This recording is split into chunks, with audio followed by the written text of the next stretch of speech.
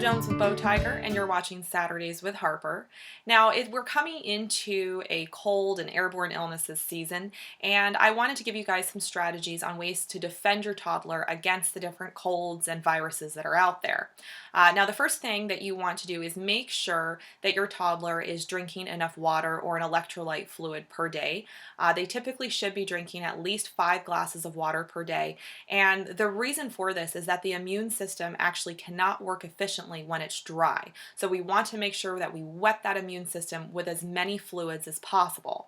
Another thing, if you guys have your preschooler or your toddler in a preschool or daycare, you'll notice that it's super cold in the rooms. Well, this is actually because warm environments house germs and house viruses. So if we can keep it a little bit colder at our preschool and then also at home, this will help defend against those different germs.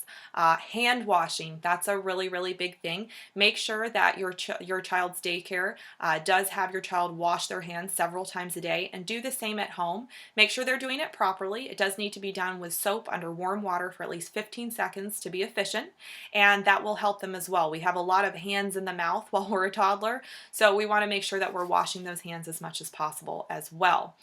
When dressing your toddler for daycare or just while you guys are going out, make sure they're not wearing anything drafty. If it's cold outside, make sure that they are warm enough.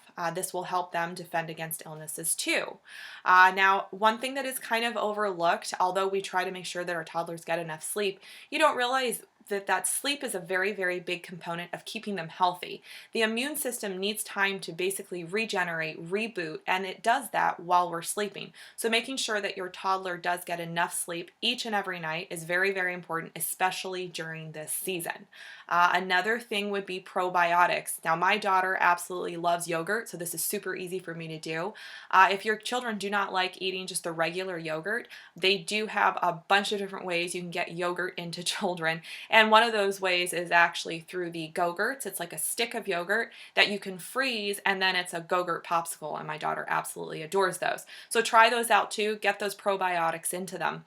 A vitamin that we want to make sure that our child is getting, of course we want to make sure they're getting their multivitamin, but during the cold season, you can make sure that they're also taking an extra dose of vitamin C, which defends against illnesses. Now, if your child gets sick and you're trying to figure out how to shorten that cold, you can actually provide them with an additional dose of vitamin D3, and this actually decreases the length of the cold and also decreases the symptoms, so it's not such a stress on your toddler's little body. So there's a couple of suggestions for you guys, and I hope not everybody gets too sick over this season, but if you do, don't worry about it. You guys are defending against sicknesses in the future. Now, if you're watching this video on Facebook or YouTube, I'd ask that you please check out our blog on bowtiger.com as well, and of course we'll be back next week. Thank you.